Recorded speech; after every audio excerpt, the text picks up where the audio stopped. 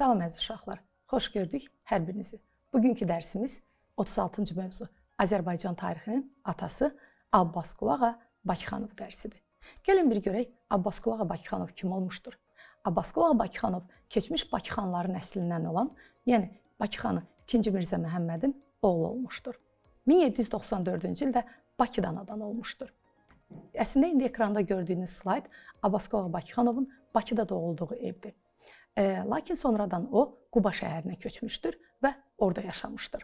İndi gəlin fikir verək görək, Bakıxanova nəyə görə tariximizin atası deyilir? Niyə onu belə hesab edirlər? O, Azərbaycan tarixini qədimdən başlayaraq yaşadığı dövrə qədər ardıcıllıqla və tarixi faktlarla yazan ilk tarixçimizdir. Bəs sual olunar, heç bir özünüzə sual vermisinizmi? Nəyə görə indiyə qədər bunu Azərbaycan tarixində edən başqa bir adam yox idi? Abbasqulu Ağa Bakıxanov hələ uşaq yaşlarından elmə və təhsilə göstərdiyi maraq nəticəsində yaxşı təhsil almışdır və müəyyən dilləri, müxtəlif dilləri bilirdi. Yəni tərcüməçiliyi var idi. O, bəşəriyyətin keçmiş həyatını təcrübə adlandırırdı. O deyirdi ki, tarix elmi buna görə önəmlidir ki, hazırki bugünkü gələcək həyatı daha yaxşı və səmərəli qurmaq üçün mütləq şəkildə artıq müəyyən təcrübədən keçmiş, müəyyən sınanmış praktikadan istifadə etmək lazımdır. Əziz uşaqlar, tarix elmini dərindən öyrənən və tarix elmini əvəzi olmayan tərbiyə, əxlaq məktəbi adlandıran və onu mənəvi elmlərin qiymətlisi hesab edən Bakıxanov tarixin bütün dərinliklərini öyrənməyə çalışmışdır. Bakıxanov ərəb və fars dillərini mükəmməl bilmiş, Tiflisdə Qafqaz Baş Hərbi İdarəsində şərq dilləri üzrə tərcüməçi vəzifəsində çalışmışdır.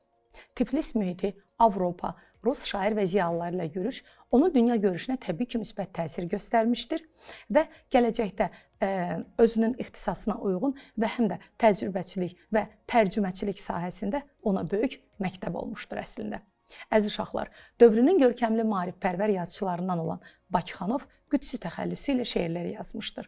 Xatırlayırsınızsa, biz öncəki mövzuda Nizami Gəncəvinin də əslində özünün əsl adının İlyas olub, Nizami təxəllüsü ilə, yəni nizama düzən təxəllüsü ilə yazdığını bilirik.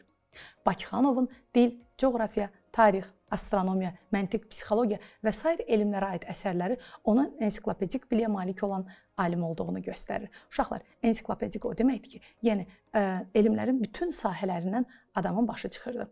Abbasqulu Ağa Bakıxanovun ən tanınmış əsərindən biri Gülüstan İrəmdir.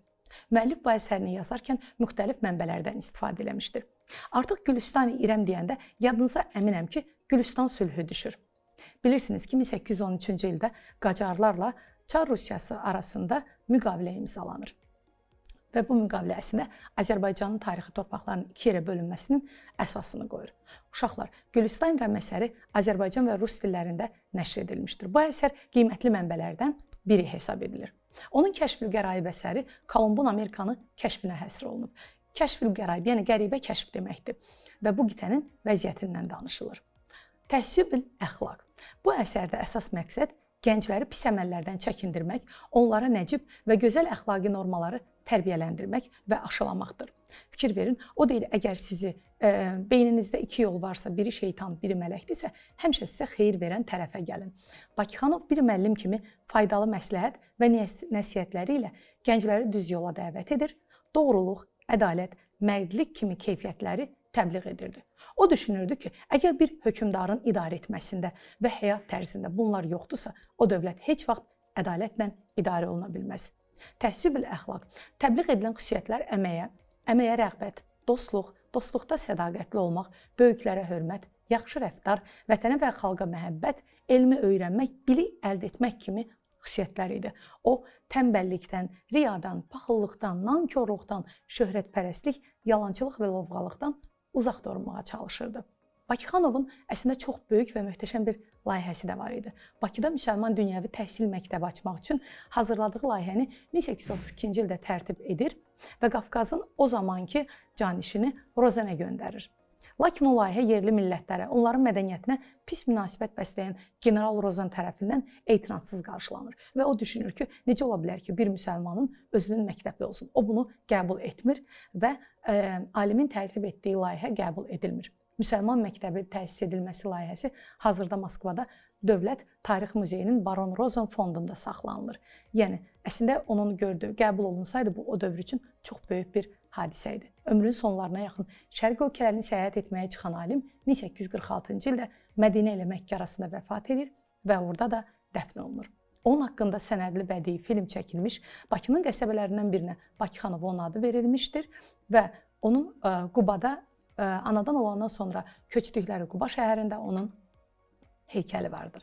Azərbaycan Elmlər Akademiyasının Tarix və Etnologiya İnstitutu alimin adını daşıyır. Əziz uşaqlar, gördüyünüz kimi əbəs yerə dərsin adı Azərbaycan tarixinin atası deyil.